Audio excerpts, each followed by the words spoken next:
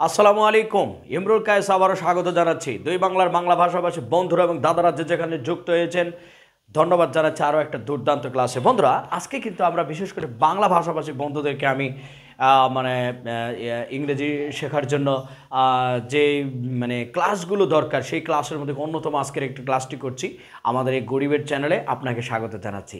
আপনি যদি নতুন সাবস্ক্রাইবার হয়ে থাকেন, কুচি করে একটু সাবস্ক্রাইব করে দেন। তো বন্ধুরা, চলো শুরু করা যাক আজকের এই ক্লাসটি। বন্ধুরা, আমি এখানে কিন্তু কয়েকটা কথা লিখেছি। এ ই আই ও কি করি না, দুর্দান্ত কয়েকটা কথা লিখেছি। কিন্তু বলতে কথাগুলো লেখার পেছনে কিন্তু কারণ রয়েছে।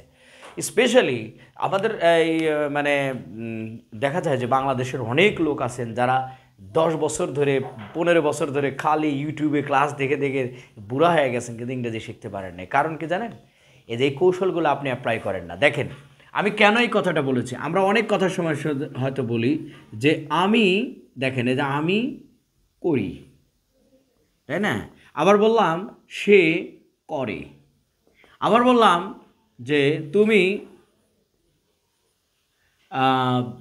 করো, এরকম বললাম তুমি করো। তারপরে বললাম যে তারা যায়।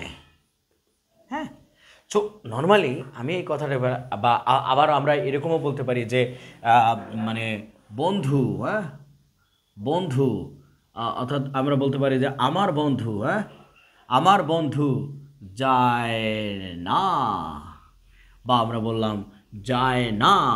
এখানে বলেছে করি, এখানে বলেছে করে, এখানে বলেছে করো, এখানে বলেছে যায় আয়, এখানে যায় না।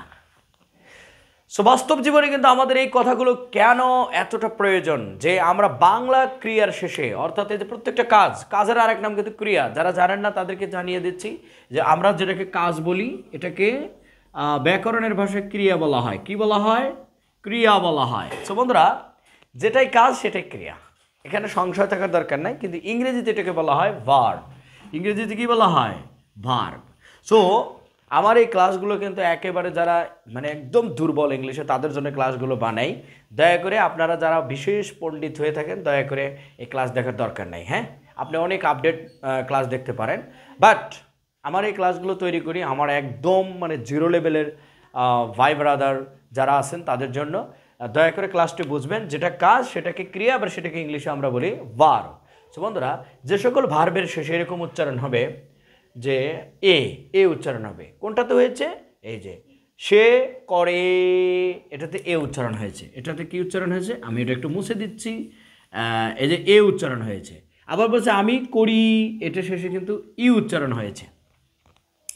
আবার এটা যে করো, এটা ও উচ্চারণ হয়েছে। এটা যায়, এটা আয় উচ্চারণ হয়েছে, আয়। আর এটা যায় না, এখানে হয়েছে করি না। হ্যাঁ, করি না। হ্যাঁ বন্ধুরা, আমরা বাস্তব জীবনে কিন্তু অনেকেই হয়তো অনেক রুলস, হাজার হাজার রুলস মুখস্থ করে। স্পোকেনের জন্য কোনো রুলস মুখস্থ করার দরকার নাই। আমি বলবো যে স্পোকেনের জন্য সবচেয়ে প্রথমে যেটা জরুরি সেটা হলো এই বিষয়টা জানা, যা আমি বাংলায় কথা বলতে গেলে এই ধরনের যদি কখনো উচ্চারণ হয় যে সে করে, আমি করি, বা বন্ধু যায় না, আমার বন্ধু যায় না, আমার বন্ধু যায় না, বা আমি বললাম তারা যায় না, তারা যায়, আয় উচ্চারণ হয়েছে।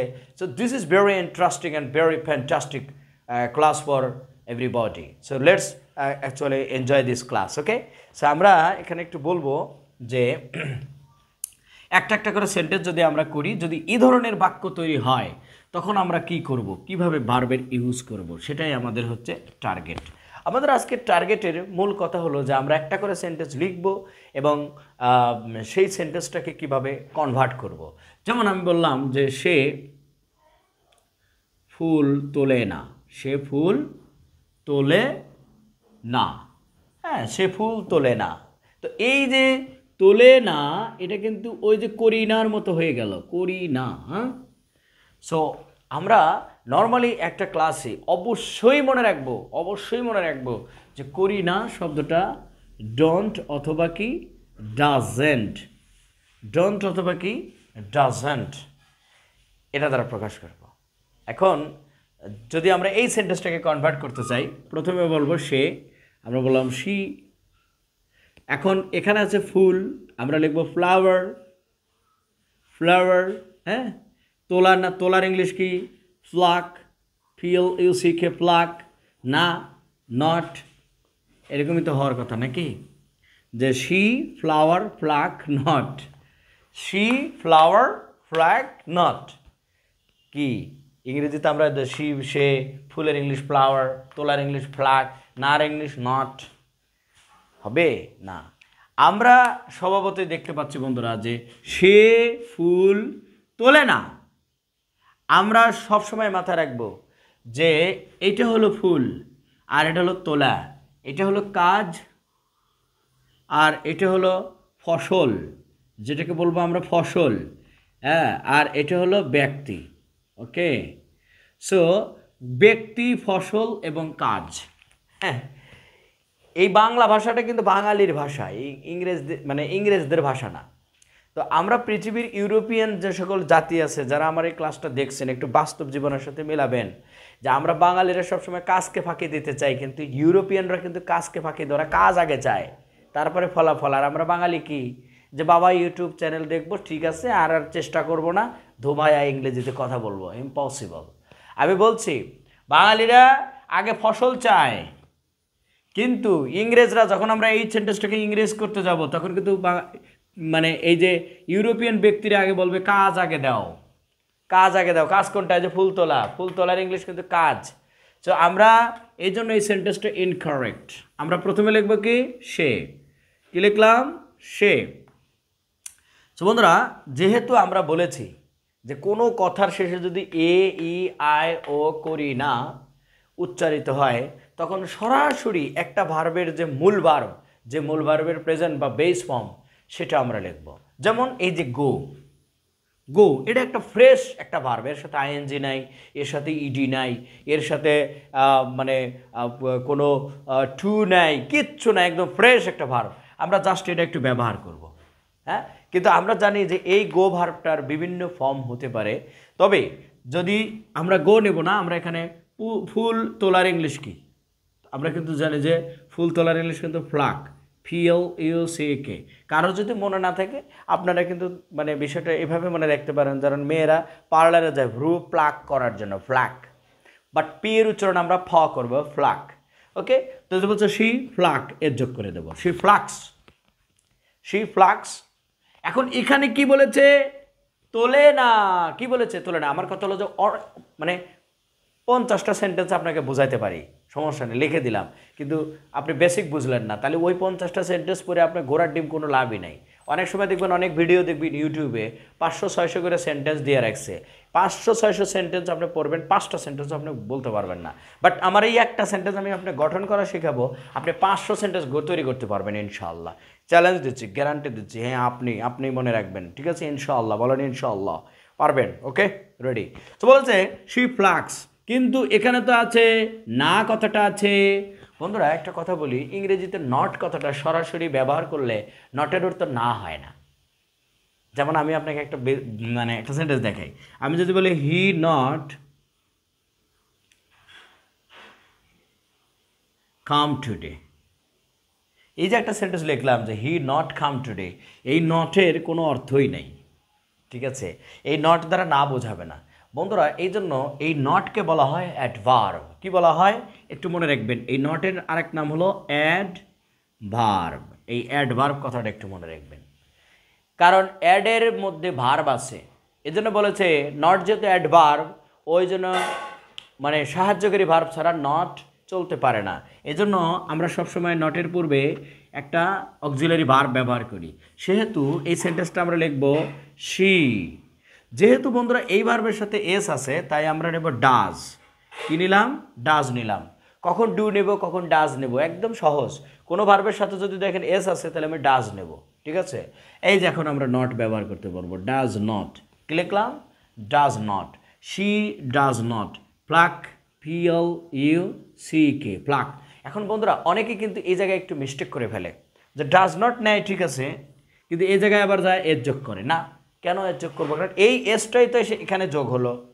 এই যে এসটা, যে দেখেন এই যে এস ফ্লাক্স, এই এসটাই তো এখানে যোগ হলো, তাই আমরা লিখবো শি ডাজ নট ফ্লাক লিখবো, এখানে এস দিব না। পরের সেন্টেন্স কিন্তু আর এস দেবো না, বেস ফর্ম হবে pluck. She does not pluck কী হবে flower, flower. Okay, she does not pluck flower, তার মানে এখানে শি প্লাক্স, এটা সেন্টেন্সটা কিন্তু আমরা জাস্ট একটু বোঝার জন্য ব্যবহার করলাম। তাহলে এই সেন্টেন্সের ইংলিশটা হবে সে ফুল তোলে না, she does not pluck flower. Okay, ছোট্ট একটা হোমওয়ার্ক দেবো আপনাদের জন্য, কমেন্ট বক্সে কিন্তু অবশ্যই কমেন্ট করবেন। রেডি? ওকে, কমেন্ট বক্সে কিন্তু রেডি কমেন্ট করবেন। আমি এখন এই রকম একটা সেন্টেন্স আমি দিব। আমরা লিখলাম যে জরিনা, জরিনা নামাজ পড়ে না। হ্যাঁ, নামাজ কি করে না? নামাজ পড়ে না। তো বন্ধুরা, নামাজ পড়ার ইংলিশ কিন্তু আমি একটু বলে দিই, অফার সালাত, অফার সলাত, SALAT, সলাত, অফার সলাত। আর একটা হোমওয়ার্ক দিই আমরা, আর একটা হোমওয়ার্ক দেবো আমরা। লিখলাম যে মহাদেব, মহাদেব মন্দিরে যায় না। কোথায় যায় না? মন্দিরে যায় না। সো বন্ধুরা, দুটো সেন্টেন্সে কিন্তু আমি না দিয়েছি, একটা দিয়েছি জরিনা আর একটা দিয়েছি মহাদেব। ওকে, এখন আমরা একটু ভিন্ন স্টাইলের একটা সেন্টেন্স দেখি, ঠিক আছে? কারণ এই জরিনাও সিঙ্গেল, একা, জরিনা কি সিঙ্গেল, আবার মহাদেব এও সিঙ্গেল। ওকে, এ মহাদেবও সিঙ্গেল। তো মন্দিরে যায়, মন্দিরের ইংলিশ কিন্তু টেম্পল, TEMPLE, এটাও লিখে দিলাম টেম্পল। তো এখানে আছে নামাজ আর এখানে কি মন্দির, কিন্তু আমাদের কিন্তু এই যে পড়ে না, যায় না, ইউরোপিয়ানরা কিন্তু যখন আমরা এটা ইংলিশে লিখবো তখন কিন্তু যায় না কথাটা আগে আসবে, আর এই মন্দির চলে যাবে শেষে। ওকে, আর নামাজ, জরিনা নামাজ পড়ে না, এটা হচ্ছে নামাজ, এই পড়ে না কথাটা কিন্তু আগে চলে আসবে। ওকে, কচি করে একটা স্ক্রিনশট নিয়ে নিতে পারো বন্ধুরা, বা এক্ষুনি ভিডিওটা পজ করে কমেন্ট করে আসো। আমি মনে করব যে কমেন্টের মধ্যে কিন্তু আমার এই ক্লাসগুলো ইউটিউবে তাড়াহুড়া করা যাবে না, ঠান্ডা মাথায় একটা জিনিস বুঝবো, ভালো করে সেটার ট্রান্সলেট করার চেষ্টা করব। ওকে, যারা আমার ফেসবুক থেকে দেখবেন অবশ্যই পেজটা একটু শেয়ার করে দেবেন। ওকে, ক্লাসটা শেয়ার করে দেবেন। তো বন্ধুরা, আমরা এখন কিন্তু একটা দ্বিতীয় স্টাইলে যাব। এখন কিভাবে আমরা জাস্ট আজকে হ্যাঁ এবং না, খাই, খাই না, যায়, যায় না, করে, করে না, এ ধরনের বাক্য তৈরি করব। ওকে, রেডি? ওকে, এরপরে কিন্তু আমরা আর একটা হোমওয়ার্ক দিব। এখন বন্ধুরা, আমি যেটা বলেছি খুব সহজভাবে একটা কথা বলবো, আমার ক্লাস যারা নিয়মিত দেখেন আমি তাদেরকে বলবো একটা ছন্দ মুখস্থ রাখবেন। সেটা হলো যে হি, তারপরে শি, তারপরে কি ইট। সো বন্ধুরা, আমরা কিন্তু বলেছি যে যখন মাই অথবা হিজ, তারপরে যে হিজ, হিজ মানে তার, তারপরে যে আওয়ার, আওয়ার মানে কি আমাদের, তারপরে হিজ মানে কি তার, তারপরে বললাম দেয়ার, THEIR, দেয়ার, উচ্চারণ হচ্ছে। সো এগুলো ক্ষেত্রে কিন্তু আমাদের মনে রাখতে হবে, এগুলো হচ্ছে পসেসিভ। সো পসেসিভের পরে নাউন কীভাবে, যেমন আমি যদি বলি আমার মা, তাই না? যেমন একটা সেন্টেন্স লিখে আমরা একটু বুঝি, that will be very helpful for us. Okay, so আমরা একটা সেন্টেন্স লিখি, আমরা একটা সেন্টেন্স লিখি। মূলত আমি বললাম যে আমার, আমার বাবা, আমার বাবা স্কুলে যায় না। হ্যাঁ, আমি বললাম আমার বাবা স্কুলে যায় না। আবার বললাম যে তোমার মা, তোমার মা রান্না করে, তোমার মা কি করে? রান্না করে। তো এই যে তোমার মা এবং আমার বাবা, এগুলো লিখতে গেলে কিন্তু যে পসেসিভ প্লাস নাউন লিখতে হবে। তাহলে আমার বাবার ইংলিশ কি? My father. মাইকে লিখবো, এই দেখো মাই ফাদার লিখলাম। স্কুলে যায় না, যে স্কুল কিন্তু পরে যাবে, যায় না আগে আসবে, যেহেতু না আছে তাই আমাদের আগে DOES লিখলাম, ডাজ। কারণ my father single, my father একজন, বাবা একজনই, এজন্য এস নিতে হবে, এজন্য ডাজ নট নিলাম। কি নিলাম? Does not. গো, গো মানে যায় না, ডাজ নট গো। কিন্তু স্কুলের ইংলিশ কি? To school. হ্যাঁ, টু, এই যে স্কুল দিয়ে দিলাম। এখন তোমার মা মানে ইয়োর মাদার, ইয়োর মাদার, দেখো ইয়োর মাদার, তার মানে কি ইয়োর মাদার মানে কি তোমার মা। তোমার মা কি সিঙ্গেল না? অবশ্যই সিঙ্গেল, একটাই মা, সবারই একটাই মা। তো যেহেতু একটা মা, তাহলে আমরা কি করব? এখানেও ভার্বের সাথে কুক মানে কি? রান্না করা, কিন্তু যেহেতু মা একজন তাই আমরা এর যোগ করব। জাস্ট এটুক মনে রাখতে হবে। ওই যে বলেছি যে he, she, it, name, proper noun, তারপরে collective noun, sorry proper noun, তারপরে অ্যাবস্ট্রাক্ট নাউন, তারপরে আমরা বলবো যে আনকাউন্টেবল নাউন, এবং আরেকটা কি বলেছি, বডি ওয়ান থিং। এগুলো যদি থাকে তাহলে অবশ্যই কিন্তু আমরা ভার্বের সাথে এস নেব, এতটুকু মনে রাখতে হবে। তো বন্ধুরা, আজকের ক্লাসে আমি ট্রাই মাই বেস্ট যে আমরা কোনো সময় যদি বাংলা ক্রিয়া শেষে এ, ই, আই, তারপরে ও করি না উচ্চারণ হয়, সবসময় ভার্বের প্রেজেন্ট ফর্ম অর্থাৎ ভি1 ব্যবহার করব। কি ব্যবহার করব? ভি1 ব্যবহার করব। তবে ভি1 এর সাথে কিন্তু মাঝে মধ্যে এস বা ইয়েস যুক্ত হয়। আর নেগেটিভের ক্ষেত্রে আমরা কি ব্যবহার করব? ডোন্ট অথবা ডাজেন্ট। ডোন্ট অথবা কি? ডাজেন্ট। বন্ধুরা, ক্লাসটা যদি ভালো লাগে অবশ্যই কিন্তু আমার মানে ক্লাসটি বন্ধুদের সাথে শেয়ার করবে এবং আমার জন্য দোয়া করবে। I want that you should be very careful about yourself, then it will be very easy for you to understand this topic. Thank you very much. বাবা, টাটা, আল্লাহ হাফেজ। দেখা হবে নেক্সট ক্লাসে।